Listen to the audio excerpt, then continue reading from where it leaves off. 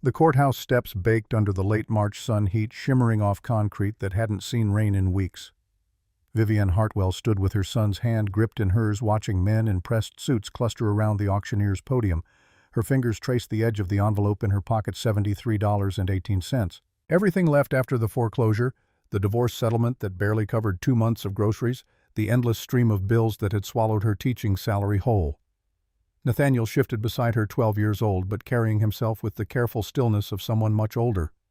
The past year had aged him, watching their furniture disappear into a moving truck, sleeping in the back of their Honda for 3 nights before the motel took pity, learning that home was not a permanent thing but something that could be taken away by signatures on paper. The auctioneer's voice boomed across the lawn, announcing properties with the practiced rhythm of a carnival barker. A 3-bedroom ranch went for $48,000. A commercial lot near the highway climbed to $90,000. Each time the gavel fell, Vivian felt the weight of her own inadequacy pressing harder against her chest. She should leave. This was foolishness, standing here with pocket change while real buyers conducted real business. But the motel had already asked when they'd be checking out, and her last paycheck wouldn't arrive for another week. The Honda's check engine light had been glowing for 6 days. The auctioneer shuffled papers, his enthusiasm dimming. Item 14. Mountain cabin on Blackwell Ridge, 5 acres, no utilities, structure in severe disrepair. Silence rippled through the crowd. Even the casual browsers looked away, suddenly fascinated by their phones or the distant tree line. Opening bid, $500. No hands rose. The auctioneer's face reddened slightly. 400. 300. 200. A man in an expensive charcoal suit turned to his companion, stage whispering just loud enough for Vivian to hear. Hasn't been touched since old Thornton vanished. Place is probably crawling with raccoons and black mold. $100. The auctioneer's voice had taken on a pleading edge. Surely someone wants a mountain property. 5 acres of timber alone is worth $50. Vivian's mouth opened before her brain caught up. The sound came from somewhere deep in her chest where desperation and defiance had been building for months. 50 cents. Laughter exploded across the lawn. The man in the charcoal suit actually doubled over, slapping his companion's shoulder. The auctioneer squinted toward her, trying to determine if this was mockery or madness. 50 cents, ma'am. This is a legal auction, not a yard sale. Vivian straightened her shoulders, feeling Nate's hand tighten around hers. I have 50 cents. You have no other bidders. The county wants this off the tax rolls. I'm offering what I can. More laughter, but something had shifted in the auctioneer's expression. He conferred with a county official, their heads bent together. Vivian held her breath, aware that she'd just proposed something either brilliant or catastrophically stupid. The official shrugged. Sold. To the lady for 50 cents. See the clerk inside for paperwork. The charcoal suit man approached as Vivian fumbled in her purse for 2 quarters. His smile was all teeth, no warmth. You realize you just bought a worthless pile of rotting timber. Right? That place hasn't been habitable since Thornton disappeared back in the 70s. He shook his head, already turning away. Good luck with your miracle. Inside the courthouse, the clerk processed the deed with raised eyebrows but no questions. Vivian pressed the 2 quarters into her palm, then placed them carefully on the counter. The clerk swept them into a drawer, stamped the paperwork, and slid it across. Congratulations. You're now the proud owner of 5 acres on Blackwell Ridge. Nate waited until they were back in the Honda before speaking, his voice carefully neutral. Are we really going to live in a cabin in the mountains? Vivian folded the deed into her jacket, feeling the cheap paper crinkle. We're going to try. The drive to Blackwell Ridge consumed 2 hours, the last 40 minutes on a rutted dirt road that made the Honda's suspension groan. Civilization fell away in stages. First the suburbs with their identical mailboxes and manicured lawns, then scattered farmhouses connected by gravel driveways. Finally, just forest dense and ancient pressing close on both sides. The GPS signal died 20 minutes from the main highway. Vivian relied on the hand-drawn map the clerk had sketched on the back of their deed, a series of landmarks connected by squiggly lines that may or may not represent actual roads. Turn left at the lightning-struck pine, the notation read. Vivian spotted the blackened tree and steered onto an even narrower track barely wide enough for the Honda. Branches scraped the windows. The undercarriage hit rocks with alarming frequency. Nate pressed his face against the glass, his earlier neutrality giving way to something like wonder. It's like driving off the edge of the world. The track curved around a massive boulder, and suddenly their new home appeared through the trees. Vivian's stomach dropped. Cabin was generous. The structure before them looked one strong wind away from collapse. The roof sagged dangerously in the middle, black with rot. Windows were boarded with mismatched planks, some hanging at drunken angles. The porch listed to one side, steps half buried in decades of leaf mulch. Nate's voice came out small. Mom Vivian forced brightness into her tone. "It's a fixer-upper, we knew that." She parked and they climbed out, approaching cautiously. The silence was total. No traffic sounds, no neighbors, nothing but wind moving through pine branches. Vivian had never experienced quiet this complete. It felt like stepping back in time. The padlock on the door was orange with rust but solid. The key from the county clerk, an old iron thing that looked medieval, fit surprisingly well. The lock opened with a reluctant screech. The smell hit first. 55 years of abandonment concentrated into stale air thick enough to taste. Vivian pushed the door wider, letting afternoon sunlight spill across warped floorboards. The main room served as both living area and kitchen. A stone fireplace dominated one wall, its hearth built from river rocks fitted together with impressive craftsmanship. Handmade furniture, a table, 2 chairs, built-in shelves, showed signs of someone who'd understood wood and taken pride in their work. A doorway led to what appeared to be a bedroom. A ladder suggested a loft space above. Nate sneezed, disturbing decades of dust that danced in the light beams. No electricity, no running water. How are we supposed to live here? Vivian tested the floorboards, relieved when they held firm despite the creaking. People lived without modern conveniences for thousands of years. We'll adapt. She moved to the boarded windows, working her fingers under the edge of one plank. The wood gave way easily, rotted through. Sunlight flooded the room, revealing details hidden in the gloom. The stone fireplace was truly beautiful, each rock carefully selected and placed.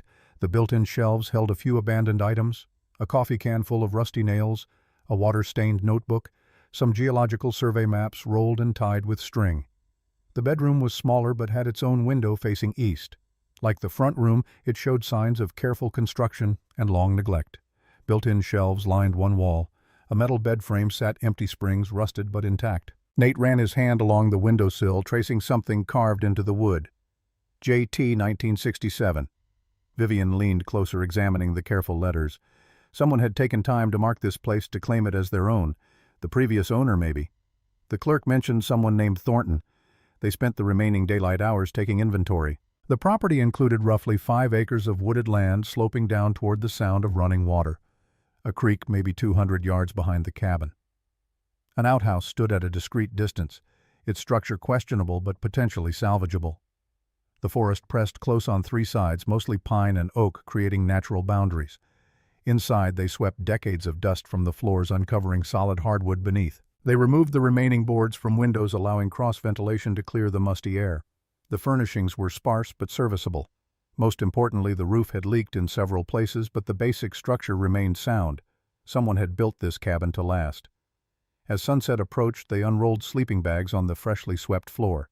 Their car contained everything they still owned after the foreclosure: clothes, a camp stove, basic tools, the few personal items that had survived their financial collapse. Nate pulled the water-stained notebook from the shelf, flipping through pages that crackled with age. Most of it's ruined. Water damage. But look at this. He held up a page where ink had survived, barely legible but intact. A single line in careful handwriting. The treasure isn't beneath the ground but within it. Vivian took the notebook, turning it to catch the last light. The writing was precise, almost architectural, the kind of hand that measured and calculated, that planned before acting. Could be a riddle, or just someone's philosophical musings, or a clue. Nate's eyes held the kind of hope she hadn't seen in months. Maybe this place isn't as worthless as that guy said.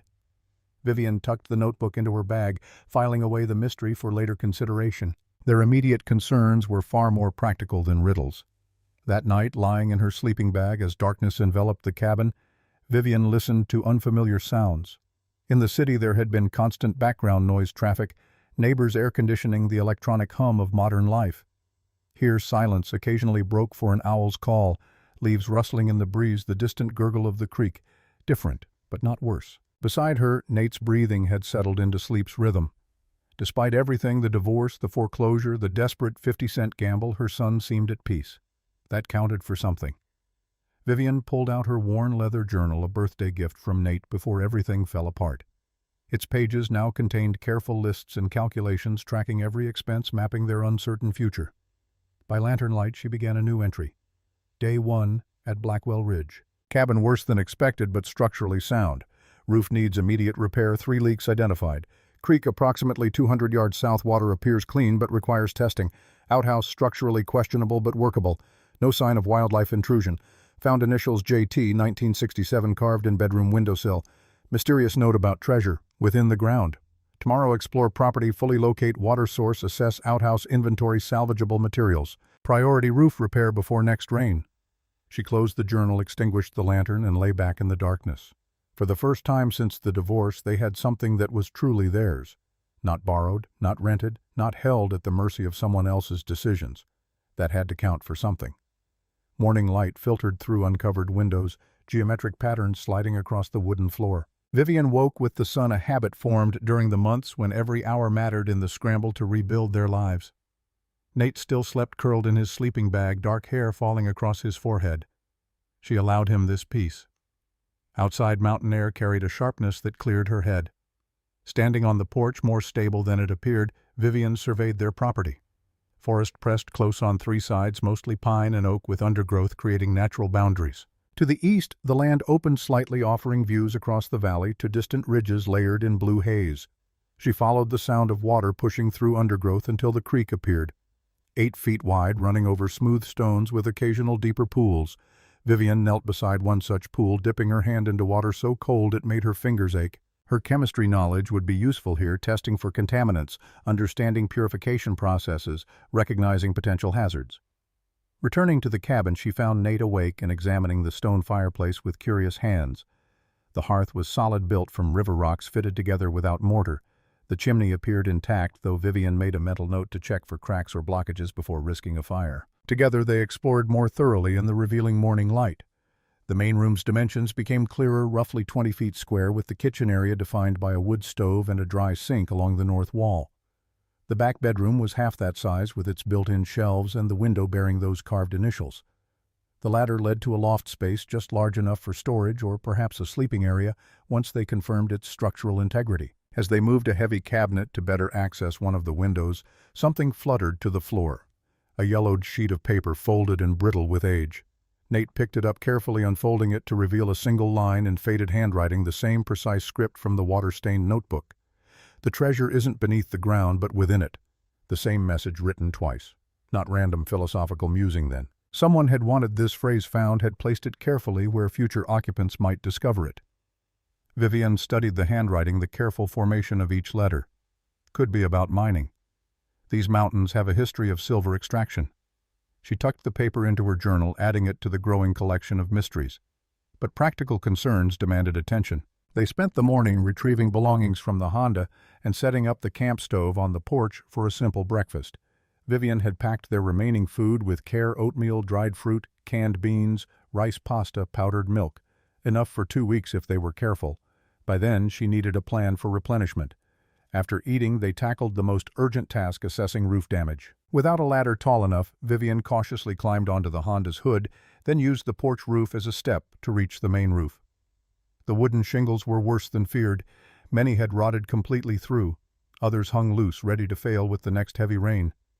Nate stood below, handing up tools as Vivian examined the damage. "Mom, will this really work?" "Living here?" Vivian paused, considering her answer carefully. "It's going to be hard work, but yes, it can work. People have lived in places like this for centuries. We're just rediscovering old skills." From the roof, she could see farther across their property and the surrounding wilderness. No other cabins were visible, though smoke from a distant chimney suggested they weren't completely alone. The isolation was both blessing and burden. No prying eyes, but also no immediate help in emergencies. By mid-afternoon, they'd removed the worst damaged shingles, leaving several holes that needed covering before nightfall. A tarp from the car, secured with rocks and rope, provided temporary protection. Tomorrow they'd need to find materials for proper repairs, which meant a trip to the nearest town. As Vivian worked, her mind cataloged each problem with the systematic approach of a scientist. The roof required new shingles. Windows needed reglazing or at least plastic coverings for winter. The chimney should be professionally inspected, though they couldn't afford that luxury. The outhouse needed structural reinforcement. Water required testing and a system for regular collection. Food would mean learning to garden, perhaps forage. Each challenge seemed insurmountable alone, yet together they formed a project not just survival, but transformation. The cabin wasn't merely shelter, it was a second chance disguised as desperation. While searching the kitchen area for anything useful, Nate discovered a drawer containing old publications, mining journals from the 1960s, geological surveys of the region, a handwritten notebook with observations about promising mineral deposits in various ridge outcroppings. The previous owner had clearly been interested in more than simple mountain living. These might be valuable. Nate leafed through a journal with diagrams of ore samples. Maybe we could sell them. Vivian examined one publication noting detailed maps of local geological formations, more likely valuable for the information they contain. Knowing what's under these mountains could be useful. She added the materials to her growing collection of items requiring further investigation. The cabin was slowly revealing its secrets, hinting at a previous occupant whose interests extended beyond mere survival. As sunset approached, they cleared enough space to create a comfortable living area. Their sleeping bags remained on the floor, but Vivian had unpacked their few books, arranged cooking supplies near the wood stove, and set up the battery-powered lantern on the handmade table. These small touches of familiarity transformed the abandoned cabin into something approaching home. Vivian heated water on the camp stove for instant soup, their first hot meal in their new dwelling. As they ate cross-legged on sleeping bags, Nate's gaze lingered on the carved initials visible through the bedroom doorway. J.T. 1967. Do you think that's who left all the mining stuff? What happened to them? Vivian considered the question. The county clerk hadn't offered much beyond the property's tax delinquent status.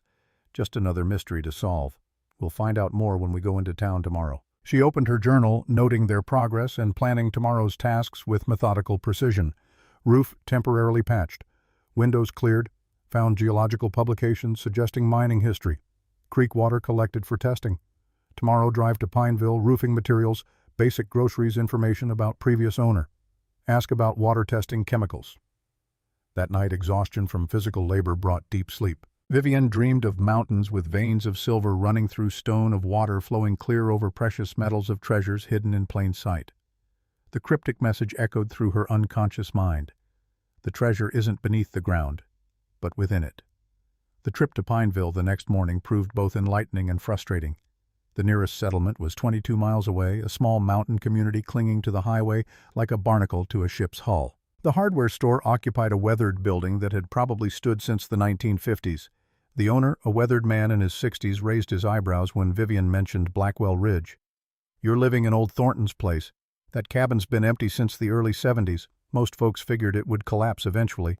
Vivian purchased roofing materials and basic supplies, stretching their limited funds as far as possible. The total came to $48, leaving her with $25 until her next paycheck arrived, assuming the school district processed it correctly.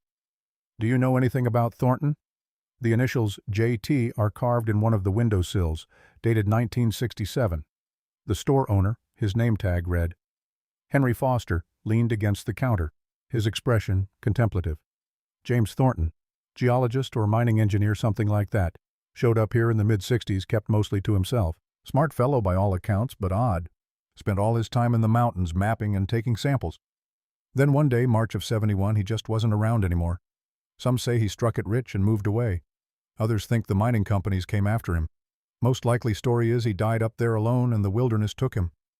Vivian felt something cold settle in her stomach. Mining companies came after him. Why? Henry shrugged. Rumor was he found something valuable. Silver most likely. But he refused to share his surveys with Western Mining, the big company operating around here back then. They didn't like that. Got him fired from the university, destroyed his reputation. Then he disappeared. The librarian offered more concrete information when Vivian inquired later that afternoon. The local history section contained several references to James Thornton, including a newspaper article from 1965 announcing his purchase of the Blackwell Ridge property, described as previously owned by the defunct Blackwell Mining Company. A photograph accompanied the article, a lean, serious man with intelligent eyes and premature gray at his temples. The caption identified him as James Thornton, formerly of Denver, Colorado, now residing in Pineville. Vivian made photocopies of the relevant articles, adding them to her growing collection. Another article from March 1971 bore the headline, "Local Geologist Reported Missing." The text was brief. James Thornton had failed to appear for scheduled meetings. Friends grew concerned. Police investigated. No body was found. The case remained open, but inactive. The mystery of James Thornton provided a welcome distraction from their immediate challenges, a puzzle to solve between the endless tasks of making their shelter habitable. The following weeks fell into a pattern of hard physical labor and incremental improvements. Vivian and Nate replaced damaged roof shingles, sealed windows with plastic sheeting, cleared brush from around the cabin, and established a reliable system for collecting and purifying creek water. Each day brought new challenges and small victories. Vivian began homeschooling Nate using their surroundings as a living classroom. Botany lessons involved identifying edible plants in the forest. Physics came alive through the mechanical advantages of levers and pulleys used in their repair work. Chemistry found practical application in water purification and understanding material properties. Nate thrived under this unconventional education, his natural curiosity engaged by hands-on learning. He developed surprising aptitude with tools, his smaller hands reaching places Vivian couldn't access. Together they became a team, their shared purpose healing some wounds left by their previous life's collapse. The cabin gradually transformed under their care. The roof no longer leaked, windows admitted light while keeping out drafts. The fireplace passed Vivian's careful inspection, providing warmth as autumn brought cooler temperatures. They scavenged materials from abandoned structures deeper in the forest. An old hunting camp yielded a serviceable mattress for the metal bed frame, while a collapsed shed provided usable lumber for repairs. Each evening, Vivian documented their progress. The journal's pages filled with practical observations, expenses tracked to the penny, and notes about James Thornton gleaned from town visits and discoveries within the cabin itself. The mining journals proved particularly interesting, containing detailed observations about geological formations throughout the region with special attention to silver deposits. One crisp October morning, as Vivian and Nate worked to reinforce the sagging porch, a pickup truck rumbled up their dirt track. Their first visitor since moving to the cabin. A gray-haired woman emerged regarding them with open curiosity. She wore practical clothes, jeans, flannel shirt, sturdy boots, and moved with the confidence of someone comfortable in mountain terrain. "I'm Eleanor Blackwell. My family owned this mountain before the mining company bought it back in the 30s. Heard in town someone was living up here again." Vivian introduced herself, and Nate, conscious of her worn jeans and work-roughened hands. Eleanor's gaze took in the repairs, the neatly stacked firewood, the small garden they'd started with seeds from the hardware store. "You've done more with this place in a month than anyone expected. Most folks thought you'd give up after the first rain." Eleanor became a regular visitor, bringing occasional treats, fresh eggs from her chickens, apples from her orchard, advice about surviving mountain winters. More importantly, she brought stories about James Thornton. James was running from something, though he never said what. Brilliant man, knew more about these mountains' geology than folks who'd lived here all their lives. He was convinced there were untapped silver deposits throughout this region. Spent years mapping and sampling, documenting everything with scientific precision. Why didn't he file mining claims? Vivian asked, thinking of the detailed surveys they'd found. Eleanor shrugged. "Said something once about responsible development and corporate exploitation. I gathered he had ethical concerns about how mining was conducted, wanted to ensure any silver found would benefit local communities rather than distant corporations." These conversations added depth to Vivian's understanding of the mysterious JT, whose presence seemed to linger in the cabin. His bookshelves still held technical volumes on geology and mining. His handcrafted furniture bore marks of careful workmanship. Even the cabin's layout, oriented to capture maximum sunlight, positioned near the creek, but safely above flood level, spoke of thoughtful planning. As October progressed, Vivian's attention turned to winter preparations.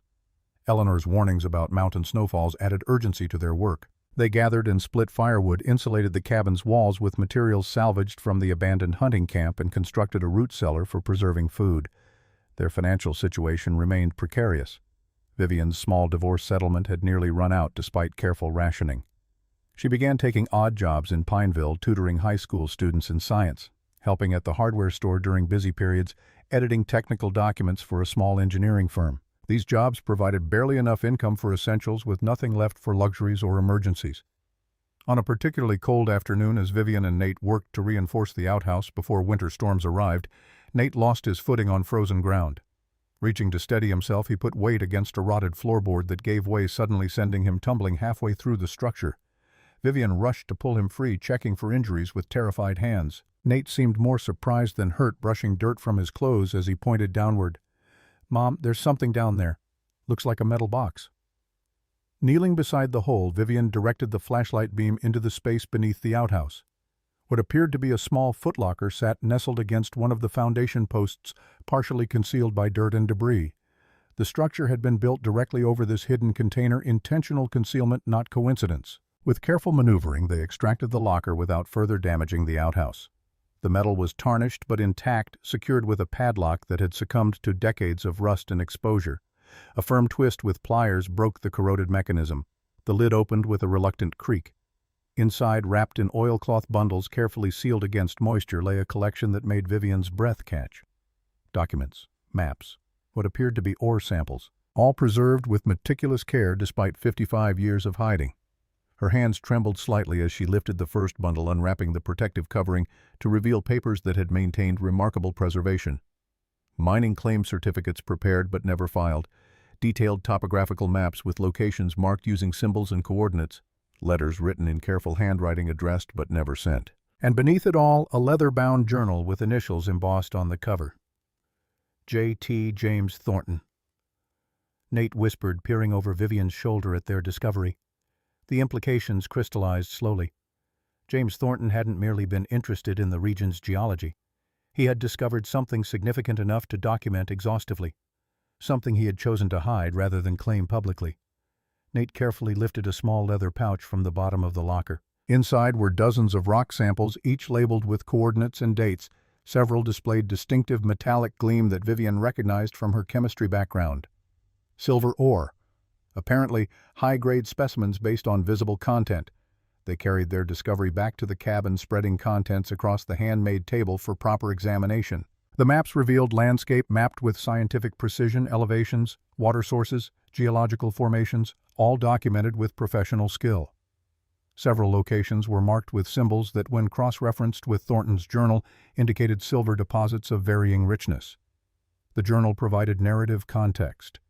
James Thornton had indeed been a mining engineer from Denver with credentials from the Colorado School of Mines. He had purchased the Blackwell Ridge property specifically for its proximity to geological formations he believed contained untapped silver deposits, and based on the samples and documentation, he had been correct. Vivian turned pages by lantern light as Nate examined maps and samples. Thornton's early entries focused on technical observations or quality vein thickness, extraction challenges. But as the journal progressed, his writing became more philosophical, questioning the ethics of mineral extraction and expressing concerns about environmental impact. June 15, 1967.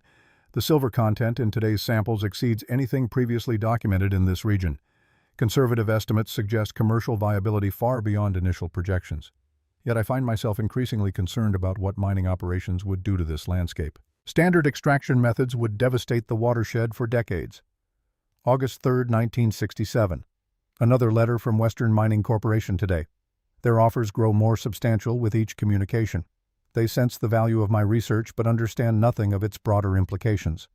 To them, these mountains represent only profit margins and shareholder value.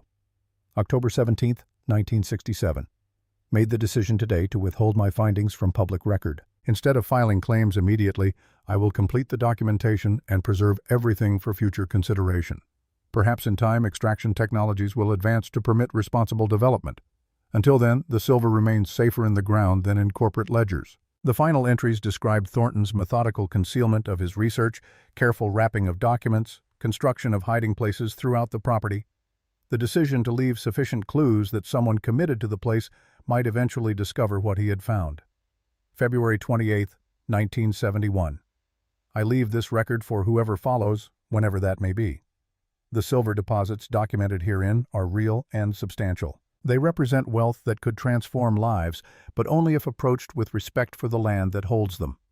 May whoever finds these papers understand that true value lies not in extraction alone, but in responsible stewardship. Vivian closed the journal, her mind racing.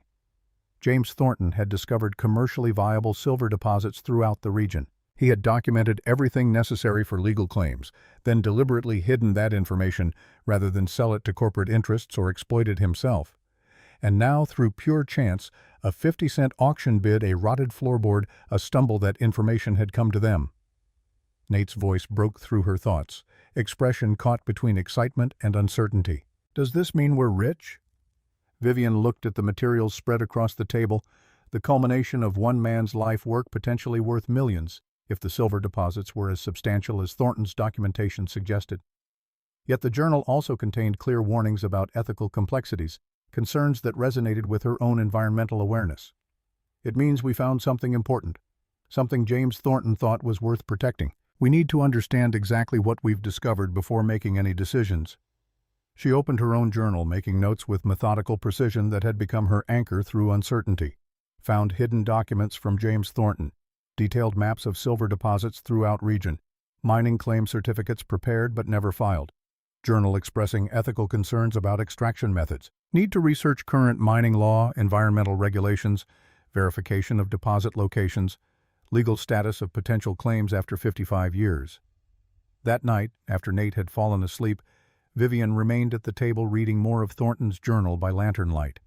His words painted a picture of a man caught between practical opportunity and ethical principle, between personal gain and environmental concern. The parallels to her own situation were impossible to ignore. Financial desperation balanced against long-term consequences, immediate needs against future responsibilities. The hidden documents represented possibility, a way out of their financial precarity, perhaps even prosperity. But they also represented responsibility to the land, to the community, to Thornton's clearly expressed wishes for responsible development. The path forward wasn't as simple as filing claims and cashing in. Vivian fell asleep at the table, Thornton's journal opened beside her own. She dreamed of silver veins running through mountain stone, of water flowing clear over precious metals, of a legacy preserved for 55 years before finding its way into desperate but careful hands. Morning brought clarity and purpose. Vivi spent 2 hours organizing Thornton's documents into categories: geological surveys, mineral samples, correspondence, legal certificates. The meticulous nature of his work became more apparent with each item examined. Every sample was labeled with precise coordinates, dates, and technical observations. Every map cross-referenced multiple data sources. This wasn't amateur prospecting. This was professional geological survey work worth tens of thousands in modern dollars. Nate sat cross-legged on the floor, comparing Thornton's hand-drawn maps to satellite imagery on Vivi's phone during the brief moments when signal flickered through. The coordinates matched geological features visible even from space ridge outcroppings, creek junctions, specific granite formations. He wasn't guessing. Everything checks out. Look, this notation about quartz-bearing schist at the Willow Creek Junction. You can see the rock formation right here on the satellite view. Vivi knelt beside him, tracing the correspondence between 55-year-old observations and contemporary satellite data. Thornton had documented the landscape with such precision that his work remained valid despite the passage of decades. Mountains didn't change on human timescales. The silver he'd found would still be there waiting. They decided to hike to the nearest marked location, Willow Creek, approximately 3 miles northeast according to Thornton's maps. The trail was overgrown but navigable, winding through dense forest before opening into a natural amphitheater of stone. Water had carved through layers of granite and quartz, exposing mineral veins that glinted in afternoon sunlight. Vivi's breath caught. Even with her limited geology knowledge, she could see what had excited Thornton. The rock face displayed clear stratification with darker metallic seams running through lighter stone. She collected small samples, comparing them to photographs in Thornton's journal. The match was unmistakable. This is exactly where he said it would be. Nate moved through the site with growing excitement, his earlier skepticism evaporating. The cairns he built to mark sampling locations are still here. They returned to the cabin as shadows lengthened, carrying samples and new understanding. Thornton's documentation wasn't theoretical speculation. He had mapped actual verifiable deposits. The question wasn't whether the silver existed, but what to do with that knowledge. The black SUV was parked in front of their cabin when they emerged from the forest trail. Vivi's stomach clenched. The vehicle was expensive, out of place on the rutted dirt road. Its tinted windows reflected afternoon light, concealing whoever waited inside. Stay close. Vivi's hand found Nate's shoulder as they approached cautiously. The driver's door opened and a man emerged, charcoal suit, expensive shoes, utterly impractical for mountain terrain. Recognition hit like cold water. The man from the auction. The one who'd laughed at her 50-cent bid. He extended his hand with practiced corporate charm smile, not reaching his eyes. Mrs. Hartwell. I don't believe we were properly introduced at the auction. Richard Blackwell, CEO of Global Resource Enterprises. Vivi didn't take the offered hand, arms crossing protectively. What brings you all the way up our mountain road, Mr. Blackwell? His smile widened, revealing 2 white teeth. Just checking on potential investment opportunities in the area. My company has historical interests in these mountains dating back to my grandfather's time. We're considering reactivating some of those interests, which might impact neighboring properties.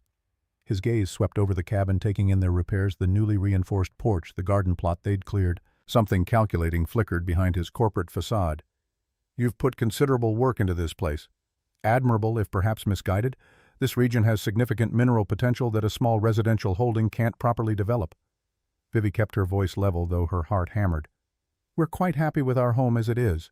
Not every value can be measured in mineral rights or corporate profits." Richard's expression hardened momentarily before the professional smile returned. "Of course. Still, should you ever reconsider your situation, my company would be interested in purchasing your property. We could offer substantially more than your current investment." He produced a business card, expensive paper stock incongruous against Vivi's work-roughened hands. "Something to consider as winter approaches. These mountains can be unforgiving to the unprepared. Accidents happen with unfortunate regularity." The implied threat hung in the air as he returned to his SUV. The engine disturbed the mountain quiet, powerful and out of place. Vivi watched until the vehicle disappeared around the bend, her mind racing through implications. Inside the cabin, Nate helped her retrieve Thornton's documents from their hiding place beneath a loose floorboard. Together they spread the maps across the table, examining them with new urgency. Several of Thornton's marked deposits fell within areas that would have been owned by the original Blackwell Mining Company. If Global Resource Enterprises had acquired those historical interests, they might have legal standing to pursue mineral rights throughout the region, except where valid competing claims existed. Thornton's unfiled documentation represented exactly that possibility. Competing claims based on detailed geological work. Claims that Vivi might now be positioned to file if she could navigate the legal and financial requirements. "He knows." Nate traced one of Thornton's maps with his finger, his voice thoughtful beyond his years. "That's why he came. He knows Thornton had surveys of the area, and he's worried we found them." Vivi opened her journal, making notes with renewed purpose. "Visit from Richard Blackwell, Global Resource Enterprises, clearly interested in mineral rights throughout region. Potential connection to original Blackwell Mining Company." Thornton's documentation now appears strategically significant, not merely historical. Next steps: consult mining law attorney, assess financial requirements for filing claims, determine environmental impact of responsible development. Consider Thornton's ethical framework as guideline for decisions. Eleanor arrived the following morning with eggs and urgent news. She'd heard through Pineville's efficient gossip network that Global Resource had filed preliminary paperwork for large-scale mining operations throughout the Blackwell Ridge area. "They're moving fast." Eleanor set the egg basket on the table, her weathered face concerned. "Word is they've been planning this for years, just waiting for the right regulatory climate. Your little cabin might be sitting right in the middle of their extraction zone." Vivi felt the walls closing in. They'd been at the cabin barely 2 months, had just begun to feel secure, and now corporate machinery was grinding toward them. "I need legal advice. Do you know anyone who understands mining law?" Eleanor's face brightened slightly. "I know exactly who you need. Rebecca Sterling. Environmental attorney, practices out of Helena. She's actually related to Richard's second cousin or something, but chose the opposite path. Family gatherings are tense from what I hear." The drive to Helena consumed most of the next day. Rebecca Sterling's office occupied the second floor of a converted Victorian house, its walls covered with framed environmental awards and newspaper articles about successful legal challenges to corporate mining operations. Rebecca herself was in her early 40s, with sharp eyes that missed nothing and a direct manner that wasted no words. She listened without interrupting as Vivi explained their situation. The 50-cent auction, the hidden documents, Richard Blackwell's unexpected visit. Then Vivi spread Thornton's materials across Rebecca's desk. The attorney's expression shifted from professional courtesy to genuine fascination as she examined the maps and surveys. "Thornton's work is extraordinary. This level of geological detail would cost tens of thousands to produce today. What you've found could save you enormous expenses if you decide to pursue mining claims." The technical explanation that followed tested Vivi's understanding. Modern mining claims required precise documentation of mineral deposits, environmental impact studies, filing fees, and ongoing maintenance to remain valid. Thornton's work provided the geological foundation, but they would still need to navigate complex regulatory requirements and substantial costs. Filing fees alone would be around $500 per claim. Rebecca traced one of Thornton's marked sites. Then there are survey verification costs, environmental assessments, legal expenses. We're talking at least $10,000 to establish even a single claim properly. Vivi's stomach sank. She had $25 until her next paycheck. "But there's something else you should consider." Rebecca turned to a different section of Thornton's materials. These maps and assay reports aren't just scientifically valuable, they're historically significant. Thornton was documenting these deposits at exactly the time the original Blackwell Mining Company was collapsing. There might be complicated ownership questions here that could work in your favor. Rebecca's suggestion to start with historical research sent them to county archives housed in the basement of the Helena courthouse. There, amid dusty ledgers and faded property records, the pieces of Thornton's story began assembling into a picture far more complex than Vivi had imagined. Thornton hadn't been a solitary prospector.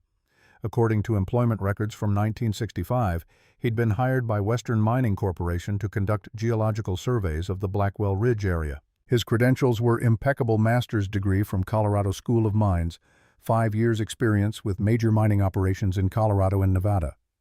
But something had gone wrong.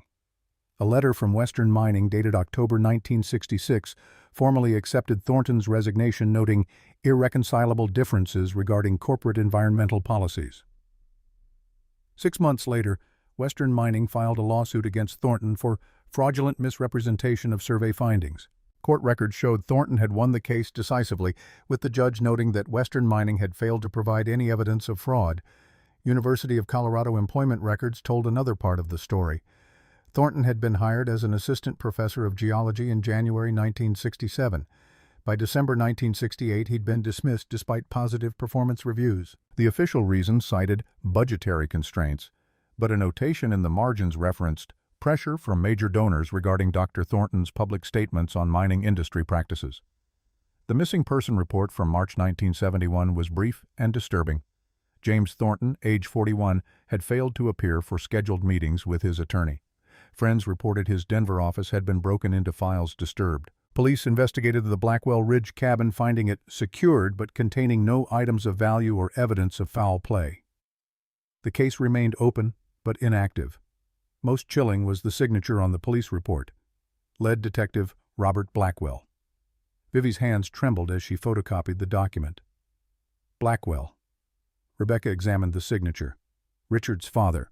He was sheriff of this county for 30 years, retired in 1995. Died in 2008. The implications were suffocating. The police officer investigating Thornton's disappearance had been part of the family whose mining company wanted Thornton's surveys. The cabin had been searched, but nothing of value found because Thornton had hidden everything before whatever happened to him. We need to be very careful. Rebecca's voice was quiet but urgent. If what I think happened actually happened, we're dealing with people who covered up a murder for 55 years. Back at the cabin that evening, Vivi couldn't shake the feeling of being watched. Every shadow beyond the windows seemed threatening. Every distant sound could be someone approaching. She'd stumbled into something far larger and darker than a simple property dispute. Nate noticed her tension, his own anxiety evident. Are we safe here? Vivi pulled him close, wishing she felt certain enough to lie. We'll be careful. We'll be smart. And we'll find out the truth about what happened to James Thornton. The next morning, Nate explored the property more systematically than before, looking for additional hiding places Thornton might have created. He'd developed a theory that the observation posts Thornton had built, small structures overlooking approach roads, might contain more than just strategic viewpoints. The third post he checked, carefully camouflaged on a ridge overlooking their access road, yielded results. A waterproof container had been wedged into a crevice between rocks, sealed so well it had survived 55 years of weather. Inside was a video camera, old VHS format, and several sealed tapes. Vivi's hands shook as she connected the camera to their small generator. The screen flickered to life, grainy but functional. She inserted the first tape, barely breathing. James Thornton appeared on screen, sitting in what was recognizably their cabin's main room, though decades younger and better maintained. He looked directly at the camera, his expression grave. If you're watching this, I'm likely dead. The words hit like physical blows. Vivi sank onto the floor beside Nate, both of them transfixed. My name is James Thornton, geologist. I came to Blackwell Ridge in 1965 to survey mineral deposits for Western Mining Corporation. What I found changed everything. He described the silver deposit's 5 major sites, high-grade ore, commercially viable. But extraction would poison the water supply for 3 towns downstream. When he'd refused to give Western Mining his data, they'd offered millions. He still refused. So they'd gotten creative, accused him of fraud, destroyed his reputation, got him fired from the university. But I kept my surveys, and now they want them badly enough to threaten my life. The camera quality was poor, lighting inadequate, but Thornton's intelligence and integrity came through clearly. He explained his decision to hide everything: maps, certificates, samples, documentation. I'm hiding everything here. Maps, certificates, samples, everything needed to file legal claims. Not for profit, but for protection. Whoever finds this, you have a choice. Sell to corporations and make millions while destroying the watershed. Or file community-based claims that protect the land while benefiting local people. His voice carried conviction despite obvious fear. I chose protection. It cost me everything, career, reputation, probably my life. But some things matter more than personal gain. In this cabin are instructions for filing claims, environmental impact studies I conducted, and evidence of Western Mining's threats. Use them wisely. He leaned closer to the camera, eyes intense. The treasure isn't silver. It's the choice to do right when wrong would be easier and more profitable. A sound came from off-camera footsteps, maybe voices. Thornton's expression shifted to alarm. He reached toward the camera, the screen went dark. The tape ended. Vivi and Nate sat in stunned silence. They'd just watched the final recorded moments of a man who'd been murdered for refusing to compromise his principles. A man who'd hidden his life's work not for personal gain, but as a legacy for someone who might use it responsibly. He knew. Nate's voice was barely a whisper. He knew they were coming for him, and he still wouldn't give in. Vivi rewound the tape, watching Thornton's face again. Something about his eyes, the set of his jaw, reminded her of Nate. That same stubborn integrity that refused to bend even under impossible pressure. We have to finish what he started. The words emerged from somewhere deep, a commitment forming before conscious decision. James Thornton died protecting this land. We can't let that be for nothing. They returned to Helena the following week, with Rebecca this time targeting specific records. Corporate filings showed Western Mining Corporation had merged with Blackwell Mining Company in 1975, 4 years after Thornton's disappearance. The combined entity had struggled through the 80s before being acquired by Global Resource Enterprises in 1998. Richard Blackwell. The man who'd visited their cabin was listed as CEO since 2005. His father, Robert Blackwell, had served on Western Mining's board of directors from 1968 until his death. The connections were damning. The family that had wanted Thornton's surveys had spent 55 years trying to acquire them through whatever means necessary. Murder, if Vivi's suspicions were correct. Certainly corruption, given Robert Blackwell's dual role as sheriff and corporate board member. Rebecca helped them search for additional evidence. Property deeds revealed that much of the land Thornton had surveyed had remained in some form of Blackwell family control, passed through shell companies and trusts, but ultimately traceable back to the original mining operations. But here's what's interesting. Rebecca spread out a series of property maps. Thornton's cabin sits on one of the few parcels that was sold off before Western Mining went under. It was deemed worthless. No road access, no utilities too remote for development, which is probably why they didn't bother maintaining control of it, and why they searched it in 1971 but didn't think to dig up the outhouse floor. Vivi felt pieces clicking into place. They assumed if Thornton hid anything it would be in Denver or a safety deposit box, somewhere civilized, not buried under a mountain outhouse. In Thornton's hidden container beneath the journal and maps, Vivi found 3 letters. Each was carefully written, addressed, but never sent. The first was to a Denver attorney dated January 1971, detailing specific threats Thornton had received from Western Mining executives. Names, dates, exact wording of warnings. It read like evidence prepared for a criminal trial. The second was addressed to the Environmental Protection Agency dated February 1971. It outlined Western Mining's practice of concealing negative environmental impact reports, providing specific examples with documentation. The third letter was addressed to Thornton himself, dated February 20, 1971, just over a week before he disappeared. If I die unexpectedly, investigate Western Mining. They've threatened me repeatedly. I have copies of all evidence in 3 locations. My Denver office likely compromised a safety deposit box in Colorado Springs Key with my lawyer in this cabin. I don't want revenge. I want protection for this land. File the claims I've prepared. Stop them from poisoning the watershed. The cabin is yours if you find this. Small payment for finishing what I started. Vivi read the letter 3 times, each reading hitting harder. Thornton had known death was coming, had prepared for it, had left his cabin, his sanctuary, as payment to whoever would continue his work. This wasn't luck. Her voice cracked slightly. This wasn't random chance that we bought this cabin. This was James Thornton reaching across 55 years, waiting for someone who would understand. Nate read over her shoulder, his young face serious.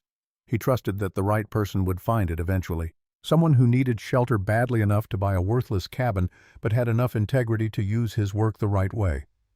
That night, Vivi made her decision. She opened her journal, writing with steady purpose despite exhaustion and fear. James Thornton died for these principles. I will not betray him by selling out to the people who murdered him. Tomorrow I begin the process of filing a claim on Willow Creek. I'll use every dollar I have left.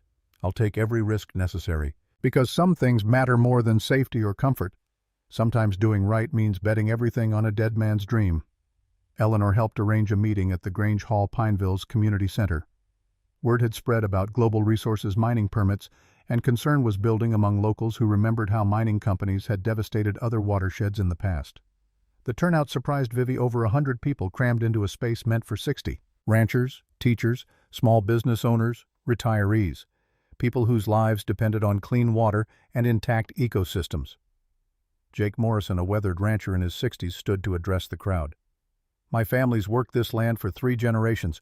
We've watched companies like Global Resource extract wealth and leave environmental damage for locals to live with.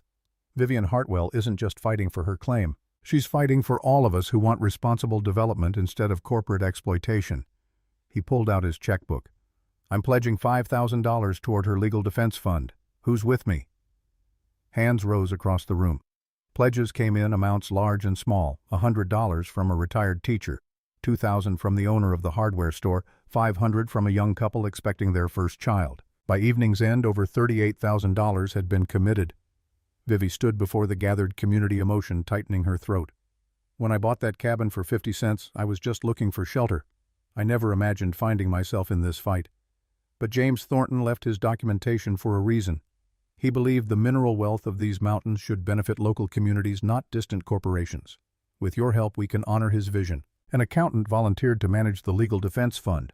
Environmental consultants offered to assess sites and develop responsible mining plans. Political connections mobilized to ensure county commissioners understood the broad community support. Security volunteers organized to counter corporate surveillance. What began as Vivi's isolated struggle had evolved into community action.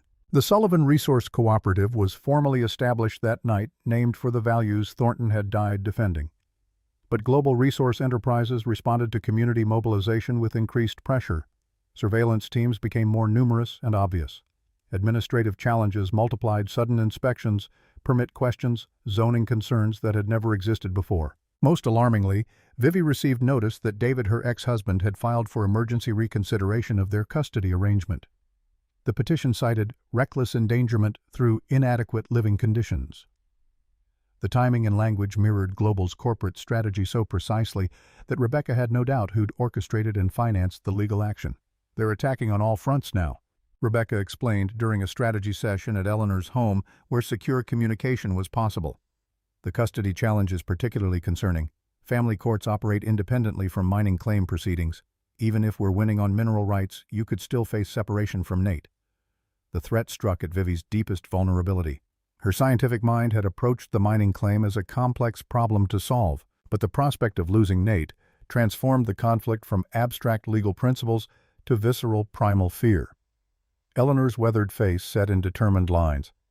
They've miscalculated. They think threatening your family will make you back down. Instead, they've just made this personal for everyone supporting you. In mountain communities, we don't take kindly to outsiders threatening one of our own, especially not a child. The community response proved Eleanor right. When David arrived for preliminary custody hearings, he found himself isolated in a hostile environment. The local hotel mysteriously had no vacancies despite empty parking lots. Restaurants experienced kitchen problems that delayed service indefinitely. His rental car company discovered mechanical issues requiring immediate attention. These weren't coordinated actions. No one had organized a formal boycott. Rather, it was the natural response of a community that valued relationships over corporate influence. David found himself unable to function in a place where everyone knew why he'd really come. The custody hearing itself revealed how thoroughly Global had overplayed their hand. Vivi presented comprehensive documentation of Nate's educational progress, physical health, emotional well-being. Community members testified to his evident happiness. Most decisively, the social services representative who'd conducted the welfare check testified that while living conditions were unconventional, they showed no signs of neglect or endangerment. The family court judge, a woman in her mid-50s with sharp eyes and little patience for manipulation, was unimpressed by David's sudden concern after months of minimal contact. Who provided the legal resources for this emergency petition? What specific evidence of endangerment prompted this sudden action? Why are you represented by a corporate law firm specializing in natural resource litigation rather than family law? The petition was dismissed with prejudice. Any future filings would require substantial changes in circumstances and evidence of actual rather than hypothetical concerns. This decisive defeat of one aspect of Global's pressure campaign energized the cooperative and strengthened Vivi's resolve. The corporation had revealed its willingness to attack family bonds, confirming every ethical concern Thornton had expressed in his journals. With the custody threat neutralized, Vivi and Rebecca refocused on the mining claim itself. Global's formal challenge required detailed response connecting Thornton's historical documentation to current legal standards. The cooperative's resources made possible expert witnesses and technical analyses that would have otherwise been beyond reach. The completed application represented Vivi's total financial resources and countless hours of work, a desperate gamble that Thornton's meticulous documentation would provide legal standing against corporate opposition. She delivered the package to the county recorder's office personally, watching as each page received an official stamp transforming Thornton's hidden legacy into public record. Mining Claim Number 24136 filed in the name of Vivian Hartwell. The clerk announced applying the final seal. The 30-day public notice period begins immediately. 30 days for Global Resource Enterprises to marshal their legal resources. 30 days for corporate attorneys to find weaknesses in the application challenge standing or pressure officials to reject the claim on technical grounds. The response came faster than expected. That same afternoon, Vivi received a call from Richard Blackwell himself. His tone was professionally cordial but underlaid with steel. I understand you've filed a mining claim based on some old papers you found in that cabin. I'd like to suggest a meeting to discuss a mutually beneficial resolution before this situation becomes unnecessarily complicated. The implied threat was clear. Blackwell proposed a buyout $50,000 for the cabin and all rights to Thornton's documentation. A fortune compared to their current resources, but a pittance measured against the potential value of the silver deposits Thornton had mapped. While I appreciate your interest in resolving this situation, Vivi kept her voice steady despite adrenaline flooding her system. We're not interested in selling Thornton's work. His documentation supports our claim, and we intend to pursue it through proper legal channels. The cordial facade cracked slightly. Mrs. Hartwell, you should understand that mining law is extraordinarily complex. Global Resource has certain historical rights in this region that predate your discovery. Fighting this will cost far more than you can afford, with no guarantee of success. When Vivi maintained her refusal, Blackwell's tone chilled further. I hope you understand what you're risking. Mountain winters are harsh, especially for families in precarious financial situations. Child welfare authorities take a dim view of homes without modern utilities when school-aged children are involved. The threat to custody arrangements sent ice through Vivi's veins. Corporate pressure was extending beyond legal maneuvers to personal intimidation. They weren't just challenging her claim, they were threatening her family. Rebecca's reaction was immediate and forceful. Document everything. Record any further calls. This crosses ethical lines and we can use it against them if they persist. But the intimidation campaign was just beginning. Over the following days, private investigators began contacting people from Vivi's past, former colleagues, Nate's previous school, even distant relatives. The questions focused on her fitness as a parent, suggesting preparations for a custody challenge that would strike at her most vulnerable point. Yet each new pressure tactic seemed to backfire. Teachers from Nate's old school sent letters supporting Vivi's educational approach. Former colleagues praised her integrity and dedication. Even David's own family members quietly reached out to express disgust at his participation in the corporate harassment. The community coalition had transformed into something larger than simple opposition to mining. It had become a referendum on whether ordinary people could stand against corporate power, whether principles mattered more than profit, whether one person's sacrifice 55 years ago could still inspire protection of shared resources. As the 30-day notice period progressed, both sides prepared for the court hearing that would determine mining claim 224-136's validity. Global marshaled an impressive legal team, 6 attorneys specializing in different aspects of mining law, corporate succession, and property rights. Their strategy relied on overwhelming the opposition with procedural complexity. But the cooperative had something Global couldn't purchase: legitimacy rooted in community values and historical truth. Thornton's video testimony would speak directly to those values, explaining precisely why he'd chosen to protect rather than exploit the land. Late one evening, as Vivi reviewed documents by lantern light, Nate looked up from his homework. "Do you think Mr. Thornton would be proud of us?"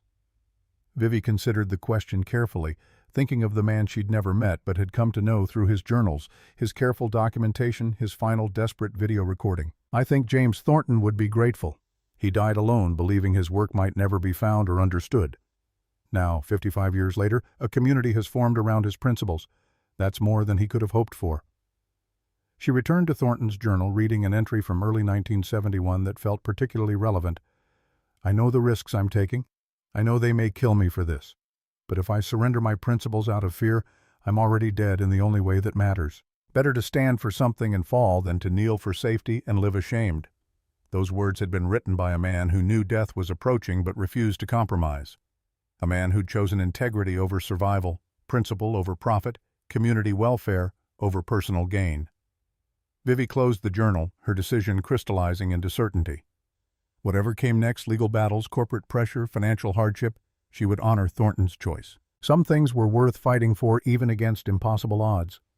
Outside, mountain darkness pressed against the cabin windows, but inside, lantern light illuminated maps and documents that represented one man's life work and one woman's determination to see it fulfilled.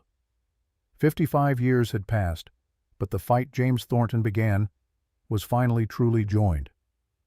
The courtroom in Helena filled early on the morning of the hearing. Local residents occupied every available seat, their presence a silent statement of support that no amount of corporate money could manufacture.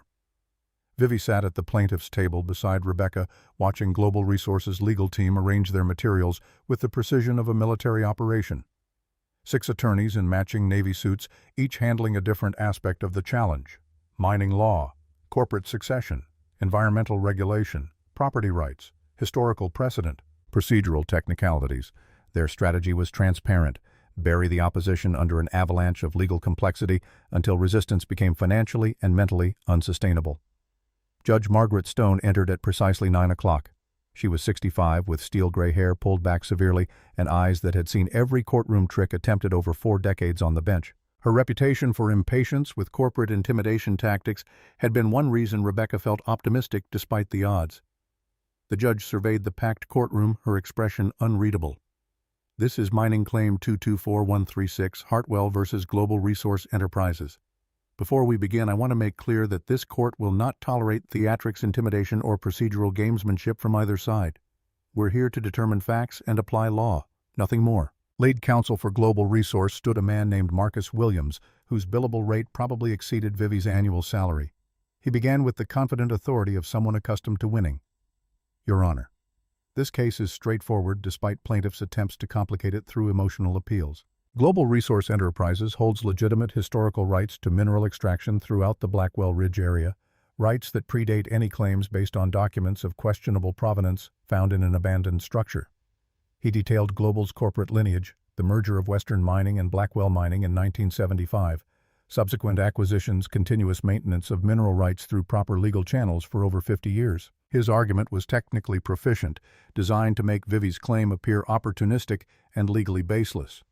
Rebecca stood when Williams finished, her voice carrying none of his corporate polish but substantially more conviction. Your Honor, we have video testimony from James Thornton himself recorded in February 1971, 1 week before his disappearance. This testimony establishes his credentials, validates his geological documentation, and provides clear evidence of his intentions regarding these mineral deposits. The large screen at the front of the courtroom came to life. James Thornton appeared sitting in the cabin that Vivi now called home, speaking directly across 55 years. If you're watching this, I'm likely dead. The courtroom fell absolutely silent. Even Global's attorneys stopped their whispering consultations. Thornton's voice filled the space, carrying authority that transcended the grainy video quality. He explained his survey work, his credentials from Colorado School of Mines, the verification of his findings by 3 independent laboratories. He detailed the silver deposits, their quality, extent, commercial viability. Then he shifted to why he'd hidden rather than filed his claims. Standard extraction methods would devastate the watershed for decades. I refused to give Western Mining my data. They offered millions. I still refused. So they destroyed my career, my reputation, and now they're threatening my life. Thornton leaned closer to the camera, his eyes intense with purpose. I'm preserving this information for whoever finds it, not for profit, but for protection. These deposits should be developed by people who understand that the land itself is more valuable than anything you can extract from it.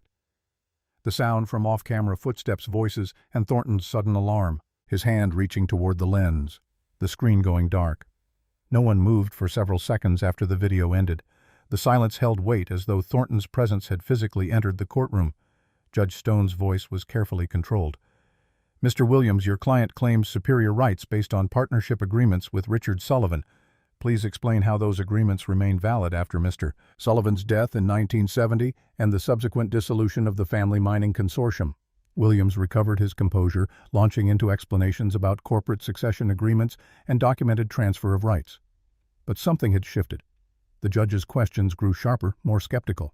She focused on gaps in Global's documentation, on the convenient timing of certain acquisitions, on the curious absence of actual filed claims, despite decades of supposed control. Rebecca presented Thornton's letters next, the ones detailing threats from Western mining executives, the evidence of concealed environmental reports, the final letter written to himself acknowledging that death was likely imminent.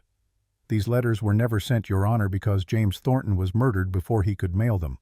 The police investigation was led by Robert Blackwell, whose family owned the mining company that wanted Thornton's surveys. The investigation concluded nothing of value was found at the cabin because they either didn't search thoroughly or deliberately concealed what they found. Williams objected strenuously, claiming speculation without evidence. But Judge Stone overruled him, noting that the documented timeline and relationships raised legitimate questions about the 1971 investigation's integrity. Rebecca called her first expert witness, a retired geology professor from Montana State who'd reviewed Thornton's surveys and samples. Dr. Thornton's work meets or exceeds modern professional standards. His methodologies were sound, his documentation meticulous, his conclusions well supported by physical evidence. These surveys would be admissible as expert testimony in any mining claim proceeding today.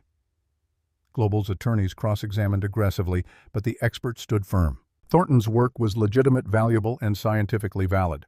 The second expert was an environmental engineer who'd analyzed Thornton's concerns about watershed contamination. Dr. Thornton's predictions about environmental impact were remarkably accurate.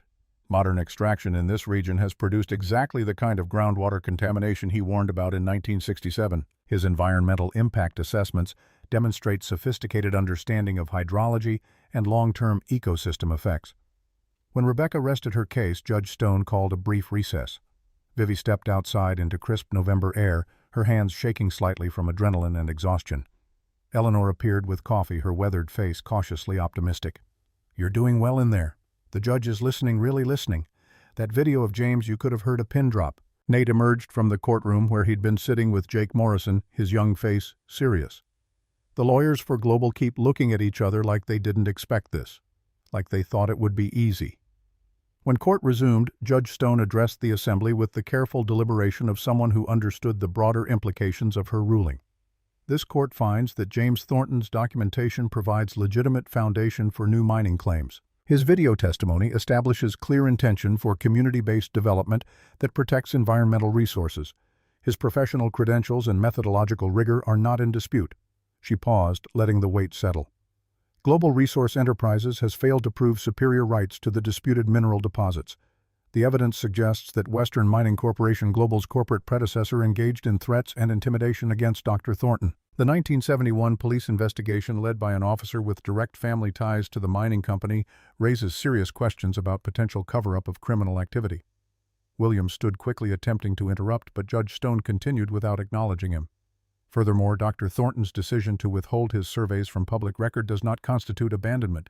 Rather, it represents a deliberate choice to preserve information until such time as it could be used responsibly. Mining claim 224136 is hereby approved and recorded in the name of Vivian Hartwell. The courtroom erupted in cheers from community supporters. Global's legal team immediately huddled, already planning appeals. But Judge Stone's ruling had established legal precedent that would be difficult to overturn. Community claims based on legitimate geological work would receive equal consideration with corporate development proposals. "We won." Nate's whisper barely penetrated the noise around them. Vivi pulled him close, aware that their victory extended far beyond personal gain. "James Thornton won. We just finished what he started 55 years ago." As they left the courthouse, surrounded by celebrating supporters, Vivi looked back at Global's legal team packing their expensive briefcases with tight efficiency. The corporate machine had encountered something its resources couldn't simply overwhelm: a community united around principles that valued long-term relationships over short-term profit. but the celebration was premature. 3 days after the ruling, Rebecca called with concerning news. Global filed their appeal this morning. They're also pursuing a different angle, challenging whether Thornton's coordinates are actually accurate. They're demanding independent verification of the deposits before allowing any development. The verification would cost thousands more. Money the cooperative had but would stretch their resources dangerously thin. Yet without confirmation, Global could claim Thornton's documentation was theoretical rather than factual. Vivi agreed to the verification, knowing they had no choice. 2 weeks later, an independent geological team arrived to survey the Willow Creek site using Thornton's coordinates. The process took 4 days of drilling, sampling, and analysis. The results exceeded even optimistic projections. The silver deposits were not only exactly where Thornton had mapped them, they were richer than his conservative estimates had suggested. Modern assay technology revealed ore quality that would have been impossible to verify in 1967. But during the verification process, Nate made a discovery that transformed their understanding of Thornton's legacy entirely. He'd been organizing materials for his college preparatory program, comparing Thornton's maps to modern geological surveys. Something didn't align properly. Coordinates that should have matched specific features were off by small but consistent margins. "Mom, look at this." Nate spread maps across the table, his excitement building. "Thornton's coordinates are wrong. Not by much, but consistently, like he shifted them on purpose." Vivi examined the discrepancies, her scientific training engaged. Why would he deliberately misrecord his own data? That's what I wondered. But then I noticed if you adjust each coordinate by the same offset and plot them on a map centered on the cabin, they point to specific landmarks, things you can see from different windows. He demonstrated, showing how the adjusted coordinates aligned perfectly with distinctive rock formations, dead trees, creek junctions, all visible from strategic viewpoints around the cabin. It's a verification system. You'd only recognize the pattern if you'd actually lived here long enough to know the landscape intimately. Someone just reading the maps would go to the wrong locations and conclude the deposits didn't exist. Vivi's breath caught as implications crystallized. Thornton had created a failsafe to prevent his work from being used by corporate interests who might steal his documents but wouldn't invest time actually living on the land. The true locations were encoded in a pattern that required intimate knowledge of the property. How many adjusted coordinates are there? Nate traced through the maps systematically. At least 3 major sites that aren't marked on the primary maps at all on land that's currently uncontrolled by either U.S. or Global. They filed claims on the newly identified deposits within 48 hours, using the cooperative's established legal framework. Each new claim strengthened the community model, expanding sustainable operations while preserving environmental principles. Global Resources attorneys immediately challenged the new filings, demanding to know how additional sites had suddenly been identified. Rebecca's response was elegantly simple, careful study of Thornton's complete documentation system, which required extended time at the actual property. The message was clear. Corporate raiders who wanted to steal surveys without understanding the land would always fail Thornton's test. By early spring, the Thornton Resource Cooperative, renamed to honor the man whose principles they embodied, had established controlling interests in most viable silver deposits throughout Blackwell Ridge. Global maintained large-scale operations on previously permitted properties, but found themselves unable to expand beyond initial holdings. 2 very different approaches to resource management now operated in parallel, creating a natural experiment in contrasting philosophies. Global's sites featured standard industrial mining, large equipment, substantial surface disruption, visible impact on surrounding landscape. The cooperative's operations maintained Thornton's lighter touch, targeted extraction, minimal surface disturbance, continuous environmental monitoring. Most telling were water quality measurements downstream from both operations. Despite Global's technical compliance with regulatory requirements, their sites showed expected patterns of incremental degradation, not enough to trigger violations but sufficient to demonstrate cumulative impact. The cooperative sites achieved something remarkable. They actually improved downstream water conditions. The filtration systems designed from Thornton's notes removed historical contaminants while preventing new pollution. Environmental researchers from 3 universities established monitoring projects comparing the 2 models. Economic analysts studied distribution of benefits, corporate operations generating concentrated profits for distant shareholders versus cooperative approaches, circulating gains throughout local communities. Government agencies examined regulatory frameworks that enabled or constrained different development models. Vivi found herself increasingly in demand as speaker and consultant, explaining the cooperative's approach to audiences ranging from environmental conferences to legislative committees. The chemistry teacher who'd once spent 50 cents in desperate search of shelter now advised policymakers on sustainable resource management frameworks.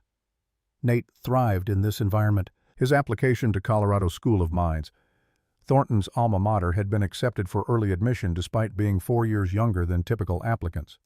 Faculty recognized in his application something beyond academic credentials, first-hand knowledge of geological survey methods that had been refined through practical application.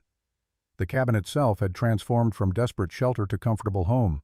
The roof was solid, sealed against weather. New windows gleamed in reinforced frames. A modest solar array powered essential appliances and communication equipment. Yet the fundamental character remained handcrafted furniture, stone fireplace, the careful orientation Thornton had chosen to maximize natural light. On a warm evening in late March, exactly 1 year after the auction that had changed everything, Vivi sat at Thornton's handmade table with a blank journal open before her. Nate had already gone to bed exhausted from preparing for his summer program.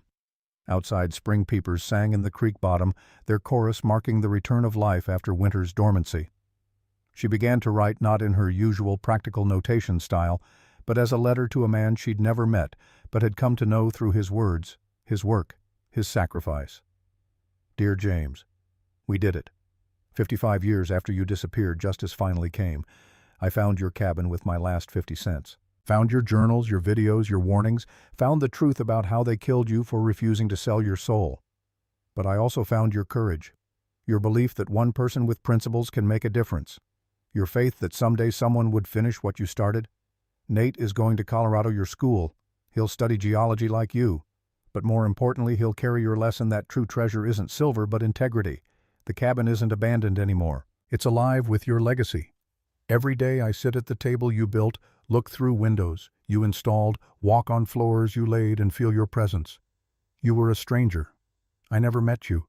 But you gave us everything: shelter when we had none, purpose when we'd lost direction, proof that doing right matters, even when it costs everything. Vivi paused, considering her next words carefully. The lantern light cast warm shadows across the cabin's interior, illuminating details Thornton had crafted with his own hands decades before she was born. Thank you for the 50-cent miracle. Thank you for waiting 55 years for someone worthy of your trust. Thank you for being brave enough to die, rather than compromise what you believed. Your work is finished. Your land is protected. Your killer's family was defeated. Rest now knowing that your sacrifice wasn't in vain. With deepest gratitude, Vivian Hartwell. She closed the journal, placing it beside Thornton's own on the shelf. 2 records of the same struggle, separated by half a century, but united by common purpose. Nate appeared in the doorway, sleepy but unable to fully settle. Mom, do you think Mr. Thornton knew that someone would actually find everything and understand what he wanted? Vivi considered the question, thinking of Thornton's meticulous planning, the hidden containers, the encoded coordinates, the video testimony prepared in his final days. I think James Thornton hoped. He couldn't know for certain, but he prepared as thoroughly as possible, and then had faith that eventually the right person would come along. Someone desperate enough to buy a worthless cabin, but principled enough to use his work responsibly. And you were that person. Vivi smiled, pulling Nate close. We were, both of us. And now we have to make sure the next generation understands what's been entrusted to them. The following weekend, the cooperative organized a dedication ceremony at the overlook where Thornton had once stood watching his beloved mountains. Over 200 people gathered, community members who'd supported the fight, students learning about sustainable development, reporters documenting the cooperative model's success, and officials from environmental agencies studying replicable frameworks. A memorial stone had been carved from local granite, its surface polished smooth, except for the engraved text. James Thornton, 1930 to 1971. Geologist, protector, guardian. He chose principle over profit, and paid with his life. His legacy lives on. Eleanor stood beside Vivi as the memorial was unveiled, her eyes bright with unshed tears. James would be proud, not just of what you accomplished, but how you did it, with integrity, with community, with respect for what he valued. Rebecca had brought documents showing how the Thornton model was being adapted in 4 other states where communities faced similar conflicts between extractive industries and environmental concerns. What had begun as one woman's desperate gamble on a 50-cent cabin had evolved into a movement. Jake Morrison addressed the gathering, his rancher's voice carrying across the assembled crowd.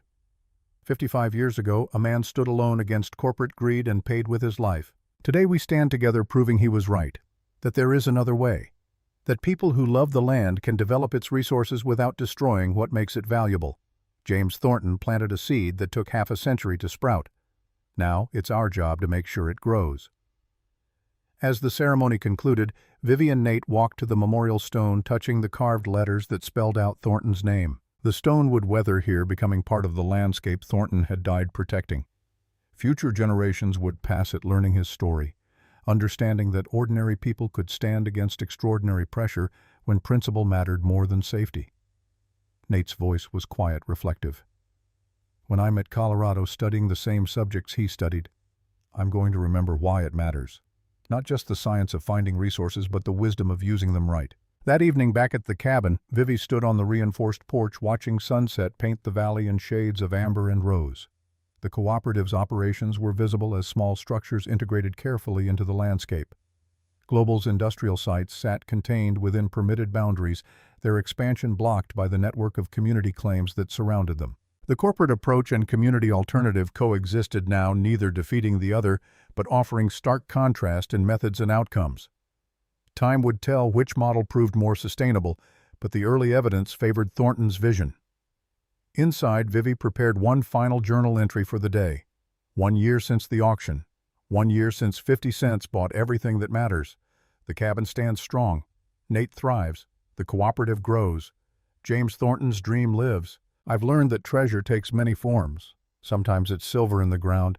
Sometimes it's the courage to protect rather than exploit. Sometimes it's a dead man's faith that the right person will eventually come along. We were supposed to be homeless, hopeless, finished. Instead, we found home, purpose, and a legacy worth preserving. Sometimes the bravest thing is betting everything on nothing. And sometimes 55 years later, that nothing becomes everything. She closed the journal, extinguished the lantern, and sat in darkness broken only by moonlight through the windows Thornton had installed. The cabin held its silence comfortably now, no longer the abandoned relic she'd first entered, but a living memorial to principles that transcended individual lives. In the bedroom, Thornton's carved initials still marked the windowsill. J.T. 1967. No longer a mystery, but a signature one man's claim to have lived here, worked here, stood for something here. Vivi had added her own mark beside his. VH 2026. A continuation of purpose across generations. Tomorrow would bring new challenges. Global's appeals would continue through the courts. The cooperative would face decisions about expansion, sustainability, balancing economic needs with environmental protection. Nate would leave for his summer program, beginning his own journey into the field Thornton had mastered. But tonight, Vivi allowed herself to simply exist in the space Thornton had created, to appreciate the craftsmanship of his furniture, the beauty of his stone fireplace, the wisdom of his careful planning. To understand that she and Nate were not owners of this place so much as temporary stewards holding it in trust for whatever future Thornton's legacy might shape. Outside the mountains stood eternal under starlight. Water flowed clear in the creek, carrying none of the poisons Thornton had warned against.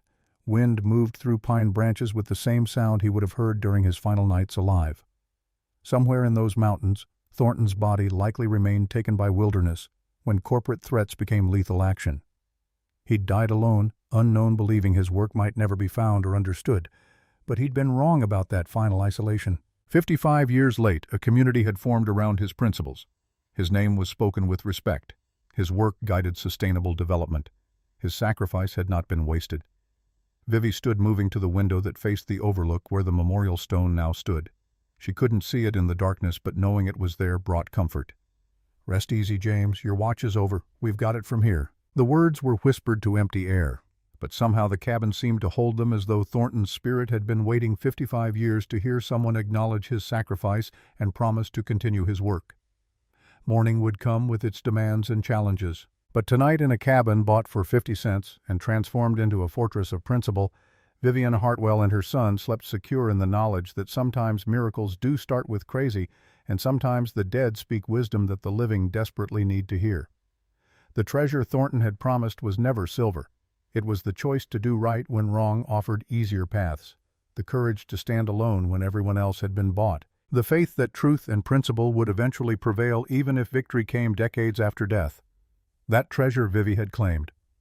And in claiming it, she'd transformed a 50-cent gamble into a legacy that would echo through generations yet unborn, proving that what one person protects today might save communities tomorrow, and that sometimes the most valuable inheritance isn't wealth, but the courage to do what's right regardless of cost.